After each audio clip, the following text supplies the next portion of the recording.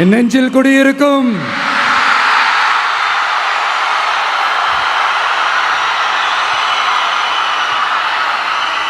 தமிழக மக்கள் உங்கள் அனைவருக்கும் என்னுடைய வணக்கமும் என்னுடைய நன்றிகளும். குறிப்பா திருச்சி கிழக்கு தொகுதி மக்கள் உங்கள் அனைவருக்கும் என்னுடைய ஸ்பெஷல் வணக்கமும் ஸ்பெஷல் நன்றிகளும். இதை நான் ஏன் இப்படி சொல்கிறேன்னா, என்னை இப்போ பெரம்பூர் தொகுதி எம்எல்ஏன்னு தான் சொல்லுவாங்க. பட் ஆனால் அது எலெக்ஷன் கமிஷனோட அந்த சட்ட விதிகளுக்கு மட்டும்தான் அப்படி. ஆனால் என்னை பொறுத்த வரைக்கும், தமிழ்நாட்டை பொறுத்த வரைக்கும், தமிழ்நாட்டுக்கு எப்படி திருச்சி ஒரு இதயம் மாறியோ, அந்த மாதிரி என்னோட இதயத்துக்கு திருச்சி கிழக்கு தொகுதி மக்களும் ரொம்ப ரொம்ப ரொம்ப க்ளோஸ் தான். அதில் எந்த மாற்றமும் கிடையாது. சரிங்களா?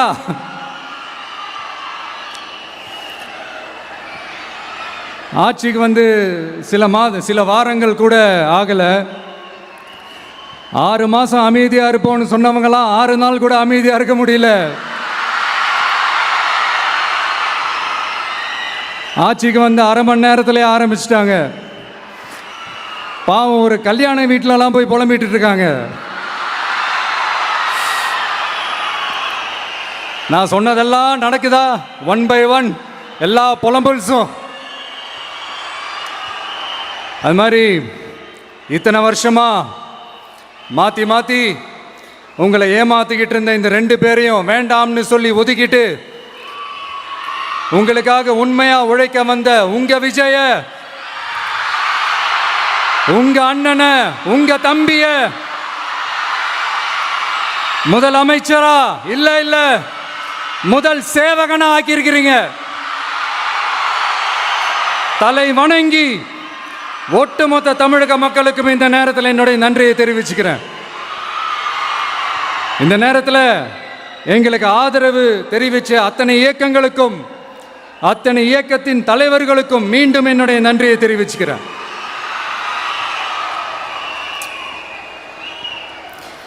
புரட்சி தலைவர் எம்ஜிஆர் அவர்களுடைய முதல் தேர்தலில் கூட இந்த அளவுக்கு ஒரு ஓட் பர்சன்டேஜ் வாங்கலை அப்படின்ட்டு நிறைய பேர் சொன்னாங்க.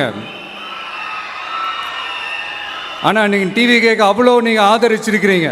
நான் எம்ஜிஆர் அவர்களோடலாம் நான் கம்பேர் பண்ணல. எம்ஜிஆர் தான். ஆனால் நாம் பெரியார், அண்ணா, எம்ஜிஆர் அவர்கள் வழியில் ஒரு அன்பா உழைக்க வந்த உங்கள் விஜய், அவ்வளவுதான். 1977 நீங்கள் போடாத ஓட்டை 2026 நீங்கள் போட்டிருக்கிறீங்க. என்ன ஒன்று, இன்னும் கொஞ்சம் அதிகமாக ஆதரிச்சிருந்தீங்கன்னா கொஞ்சம் நல்லா இருந்திருக்கும். பட் பரவாயில்ல, ஃப்யூச்சரில் வரப்போகிற எல்லா தேர்தலையும் உங்களுடைய முழு சப்போர்ட்டை என்னால் வாங்க முடியுன்ற அந்த ஒரு நம்பிக்கை இப்போ என் மனசில் ரொம்ப ஆழமாக பதிஞ்சிருக்கு. ஏன்னா நீங்கள் அமைச்சு கொடுத்துருக்கிற இந்த ஆட்சியில் எல்லா நன்மைகளையும் நீங்கள் கண்கூடா பார்க்க தான் போறீங்க அப்படின்ற அந்த கான்ஃபிடென்ஸும் இப்போ என் மனசில் ரொம்ப ஆழமாக பதிஞ்சிருக்கு. யார் எந்த நிலைமைக்கு எந்த பொசிஷனில் போனாலும் இந்த கிண்டலும் கேலியுமா பேசுறது இருக்க தானே செய்யும். நம்மளை பற்றி, நம்ம அரசியலை பற்றி, நம்ம பேச்சை பற்றி இந்த கிண்டலும் கில்லியமா பேசிட்டு தானே இருப்பாங்க. அவங்க எல்லாருக்குமே என் சைட்லேருந்து ஒரே ஒரு ரிக்வெஸ்ட், தயவு செஞ்சு நிப்பாட்டிடாதீங்க. தயவு செஞ்சு கண்டினியூ பண்ணுங்க. நீங்க தான் என்னோட எனர்ஜி ஃபோர்ஸு. நீங்க பேசிக்கிட்டே இருங்க. நான் மக்களுக்கு தேவையான நல்லதை செஞ்சுக்கிட்டே இருப்பேன். அடுத்து இப்போ நம்ம புதுசாக அந்த சூட்லாம் போட்டு வரோம்ல, அதை பற்றி கூட நிறைய பேர், ஏன் நாமெல்லாம் கோட் சூட்லாம் போடக்கூடாதா? அதிகாரம் செய்கிறவங்களும் ஆதிக்க சக்திகளும் மட்டும்தான் கோட் சூட்லாம் போடணுமா என்ன? அப்பெல்லாம் எதுவுமே கிடையாது. நான் என்ன கலராக போட்டு வரேன், 2 கலர். நம்ம எல்லாரும் மனசு மாதிரியே பிளாக் அண்ட் ஒயிட். எல்லாத்திலையும் பிளாக் அண்ட் ஒயிட்டாக இந்த விஜய் இருப்பான் அப்படின்னு காட்டுறதுக்கு தான் அந்த கலர். அடுத்து அந்த பிளாக் கூட யாரை குறிக்கும் எதை குறிக்கும்ன்றது நான் சொல்லி தான் தெரியணும்னு அவசியம் இல்லை, அது உங்களுக்கே நல்லா தெரியும். எல்லாத்துக்கும் இப்படி வழக்கம் சொல்லிக்கிட்டு நசன் பேசுகிற டைப்பும் நம்ம கிடையாது. உங்களுக்கே தெரியும், அதிகபட்சமாக எல்லா மீட்டிங்கிலும் 20 நிமிஷம்குள்ளே தான் நான் பேசியிருக்கிறேன். அதனால் இப்போ மக்கள் என்கிட்ட என்ன சொல்கிறாங்க அப்படின்னா, இந்தப்பா விஜய், நீ எங்களுக்காக உழைக்கிறதுக்காக வந்திருக்கிற, அந்த வேலையை மட்டும் பாரு, உன்னை பற்றி பேசுகிறவங்கள நாங்கள் பார்த்துக்கிறோம் அப்படின்னு சொல்லிட்டாங்க. சரி, ஆனது ஆச்சு. இப்போ என்ன, உனக்கு எதிரிகளே இல்லையா அப்படின்லாம் கேட்டால் அப்படிலாம் நான் சொல்ல மாட்டேன், அப்படிலாம் நான் நினைக்கவும் மாட்டேன், அப்படி நினைக்கவும் கூடாது. இப்பவும் சொல்கிறேன், அரசியல் ரீதியாக சொல்கிறேன், 2 பேருக்கு நடுவில் தான் போட்டியே. ஒன்று இன்னொன்று, எஸ், ஒன்று டிவிக்கு, இன்னொன்று டிஎம்கே. இதுக்கு நடுவில் வேற யாருக்கும் எந்த வேலையும் கிடையாது. ஏதாவது இருக்குன்னு சொல்றீங்க? எலெக்ஷனுக்கு முன்னாடியும் அவங்களுக்கு ஒரு வேலையும் இல்லை, இப்போ எலெக்ஷனுக்கு அப்புறம் சுத்தம். ஆனால் இந்த திமுகவும் மற்றும் பலரும் ஒன்றா சேர்ந்துக்கிட்டு இந்த விஜயோட ஆட்சி வந்துடக்கூடாதுன்னு சொல்லி ஒரு கூத்து ஒன்று பண்ணாங்களே, அந்த கடைசி 5 நாள், அடாடாடாடாடா, நமக்கெல்லாம் ஓஹோ இப்படியெல்லாம் கூட நடக்குமோ என்ன கூத்துங்கிறீங்க. ஆனால் ஃபியூச்சர் என்னவா இருக்குன்றதை மட்டும் இப்போ நான் சொல்கிறேன். உங்களுக்காக உண்மையாக உழைக்க வந்த இந்த விஜயா, இல்லை இந்த விஜயோட ஆட்சி அமைஞ்சிடக்கூடாதுன்னு தடுக்க நினைச்ச ஸ்டாலின் சாரா, அவ்வளவுதான். இதுக்கு நடுவில் வேற யாரும் எந்த அல்லு சில்லும் உள்ள வந்து நம்மளை தடுக்கிறதோ எதிர்க்கிறதோ ஏதாவது பண்ணாங்கன்னா நிர்வாகம் அதுக்கு பொறுப்பில்லை ராஜா, நிர்வாகம் அதுக்கு பொறுப்பில்லை. ரிசல்ட் என்னவா வரும்ன்றது அது உங்களுக்கே நல்லா தெரியும். நம்மளை ஏளனமா பேசுறதா நினைச்சு அவங்களுக்கு ஆப்பு வச்சுக்கிறாங்க. திமுக நம்மளை தடுக்க, திமுக நம்மளை எதிர்க்க, திமுக நம்மளை அவமானப்படுத்த அத்தனையும் நமக்கு நன்மையே.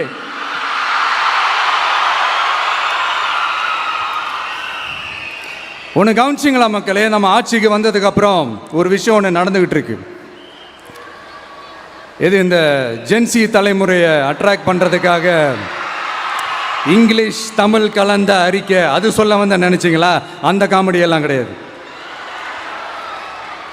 அடுத்து இந்த ரியாலிட்டியை மறந்துட்டு இந்த ரீல்ஸ் போடுறது, அது சொல்ல வந்தீங்களா? அந்த காமெடியும் கிடையாது. இது சீரியஸாக ஒரு விஷயம் நடந்துக்கிட்டு இருக்கு. முன்னெல்லாம் சட்டசபையில் யார் பேசுனா நமக்கு என்ன, யார் அடிச்சுக்கிட்டா நமக்கு என்னன்னு இருந்த கூட்டம்லாம் இப்போ சட்டசபையில் என்ன நடக்குது, என்ன பேசிக்கிறாங்கன்றது ரொம்ப உன்னிப்பாக கவனிக்கிறாங்க. கவனிச்சிங்களா? திமுக ஸ்டைல்லையே சொல்லணும்னா ரீல்ஸ் போட்ட கூட்டம்லாம் இப்போ நியூஸ் பார்த்துக்கிட்டு இருக்கிறாங்க. அதில் நமக்கு சந்தோஷம்தான், பெருமை தான். நம்மளுடைய யங்ஸ்டர்ஸ், நம்ம பெண்கள் எல்லாம் அந்த அரசியல் என்னன்னு தெரிஞ்சுக்கணும், அந்த அரசியல் என்னன்னு புரிஞ்சுக்கணும்னு அப்படி ஒரு விழிப்புணர்வு ஏற்பட்டிருக்கு. அதில் எங்களுக்கு சந்தோஷம்தான். இதெல்லாம் யாரால நடந்திருக்கின்றது நான் சொல்லி தான் உங்களுக்கு தெரியணும்னு அவசியம் இல்லை, அது உங்களுக்கே நல்லா தெரியும். இப்படிப்பட்ட நம்ம தெய்வங்களை, இப்படிப்பட்ட நம்ம மக்களை தற்குறின்றது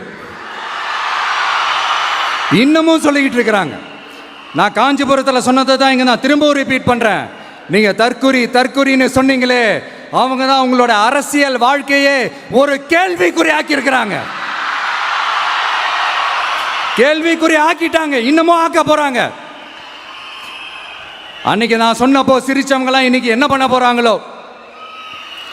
உண்மையை சொன்னாதான் அந்த கூட்டத்துக்கு கசக்குமே. உண்மையிலே நீங்க மக்கள் மனசை புரிஞ்சு வச்சிருந்தீங்கன்னா நீங்க இப்படி மக்களை தப்பாவே பேசியிருக்க மாட்டீங்க. அது என்ன, அப்புறம் அரசியல் புரிதல் இல்லாம மக்கள் நமக்கு ஓட்டு போட்டுட்டாங்களாம். இந்த கவர்ச்சியில மயங்கி மக்கள் நமக்கு ஓட்டு போட்டுட்டாங்களா? நான் என்ன, சரி விடுங்க.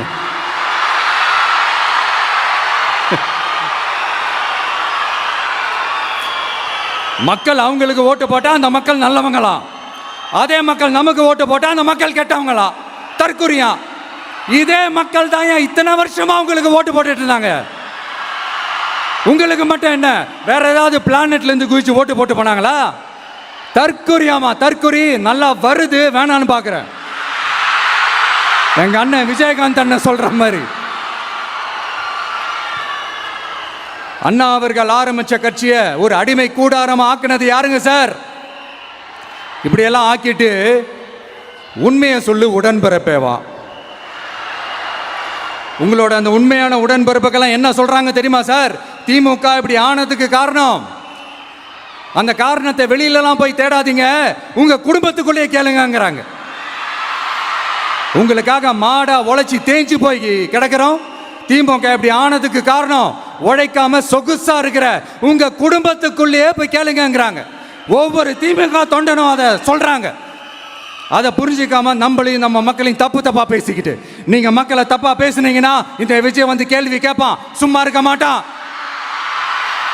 இந்த விஜயும் தமிழ்நாட்டு மக்களும் வேறு வேறு இல்லை. இந்த விஜய் தான் தமிழ்நாட்டு மக்களோட ஒரு உண்மையான ஒரே பிரதிநிதி. இது இன்னைக்கும் சரி, நாளைக்கும் சரி, நாளன்னைக்கும் சரி, இதுதான் நிஜம். மறுபடியும் சொல்றேன், நமக்கும் மக்களுக்கும் இடையே இருக்கிற இந்த பூர்வ ஜென்ம பந்தத்தை, அந்த உறவை ஏதோ இந்த சதிகள் சூழ்ச்சிகள் பண்ணி யாராலையும் எதுவும் கெடுக்கவே முடியாது.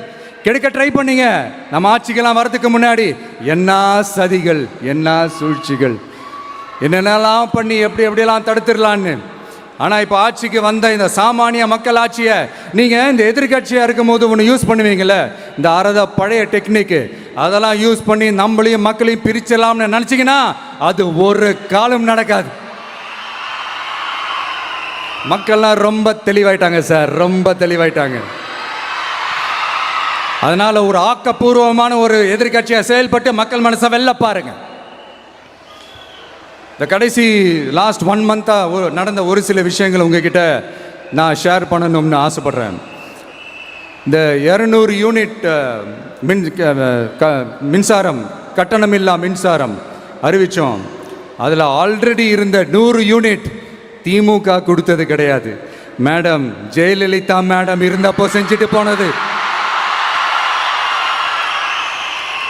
ஸ்டாலின் சார் பதவி போன அந்த கடுப்பில் அறிக்கையா விட்டு தள்ளிக்கிட்டு இருக்கிறாரு.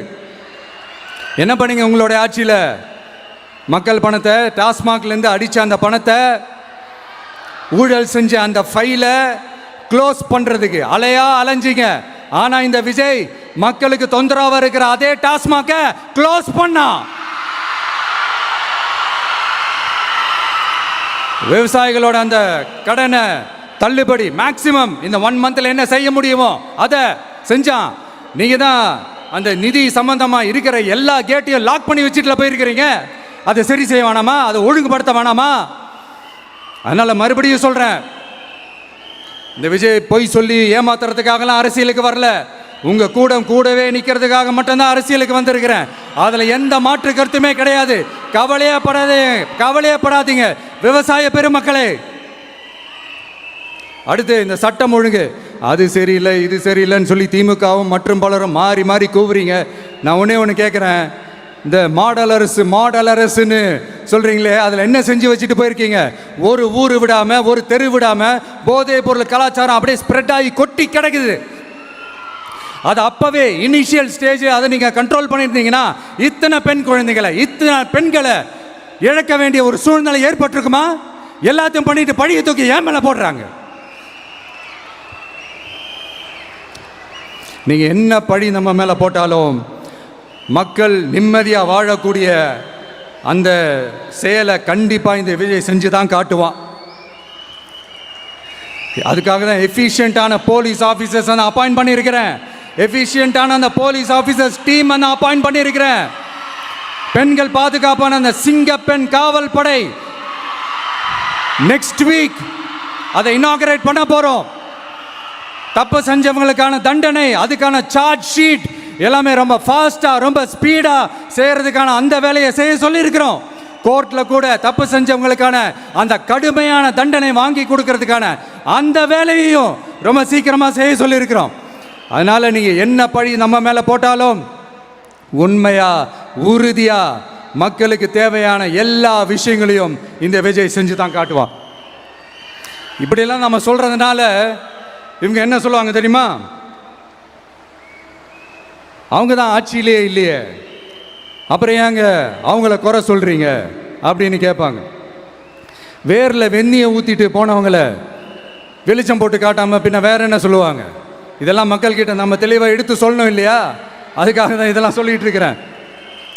நம்ம மக்களுக்காக இவ்வளோ வேலை பார்க்குறோம், ஆனால் இவங்க அதையெல்லாம் விட்டுட்டு குதிரை பேரம் பண்ணுறாரு, அது பண்ணுறாரு, இது பண்ணுறாருன்னு சொல்லிட்டு தப்பாக கதையெல்லாம் அடித்து விட்டுக்கிட்டு இந்த தீய சக்தியும்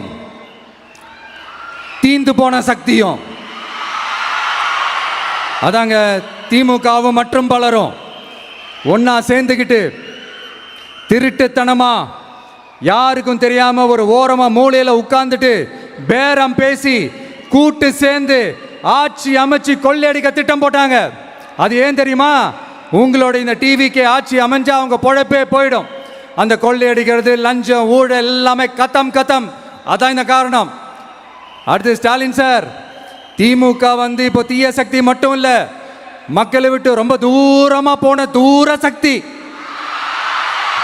ஓர சக்தி, கோர சக்தி, பார சக்தி.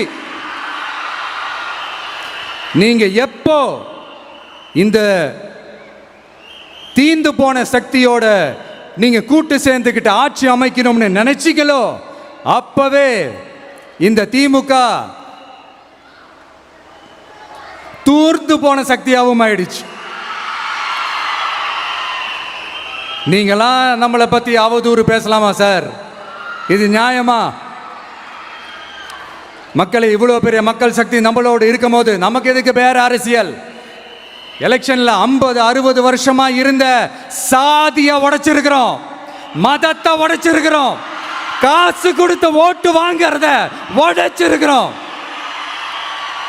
நாம எது செஞ்சாலும் கான்ஸ்டிடியூஷன்ல தான் செய்வோம். நாம சிங்கிள் மெஜாரிட்டி வாங்கி இருந்தாலும் நம்மளை நம்பி முறையா கூட்டணியில கட்சியில ஆதரிக்க வர்றவங்களை அரவணைச்சு தான் இருப்போம்.